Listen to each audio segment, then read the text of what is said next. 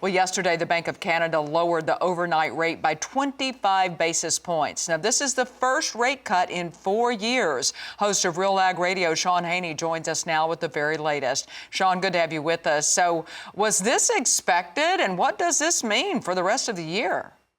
Really great to be with you here this morning. CMA Fest, I feel like I'm a little bit jealous I'm not around the studios there at RPTV in Nashville. That sounds like a really, really good time. The Bank of Canada, yes, cut rates 25 basis points. It was expected yesterday. Probably about 65% of analysts were expecting there to be a cut. Everybody was in the 25 basis point range for the most part.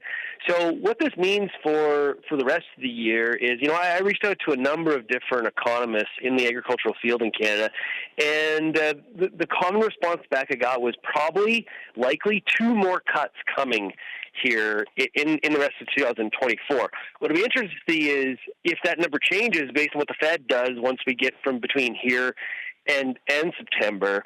But, the Canadian economy has cooled, especially relative to the United States. So we also saw Europe cutting rates as well today. So this is everybody stepping out before the Federal Reserve has.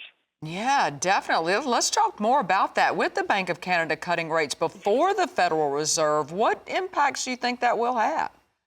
Well, one of the things I think that sticks out right away is the fact that this should have an impact, at least in the short term, on the Canadian dollar exchange versus the U.S. dollar.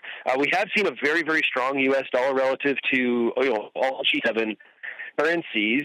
We should expect the Canadian dollar to fall. We saw immediately after the announcement was made yesterday, it dropped down to, I think it was about like 72.25 around there, but it's floated back upwards intraday yesterday to about just north of 73 cents, and that's kind of where it sits right now. So not a lot of downward activity in the Canadian dollar currency. I think a part of it that may prevent it from talking to some economists is that everyone's expecting the Federal Reserve to cut rates at some point here in 2024. So that's kind of priced in to prevent that Canadian dollar from falling. But as Canada's an exporting nation, a lot of the ag commodities are priced in U.S. dollars. So that currency exchange makes a big difference. The more it drops, the better it is for the exchange rate and the money flow for those Canadian exporters. Right, yeah, it does make a big difference. And by the way, you are invited to CMA Fest. You cross that border, you come on down and join us here in Nashville.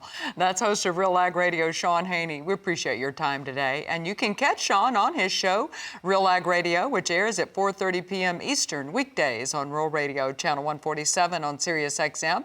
And we'll talk to him again tomorrow on Market Day Report.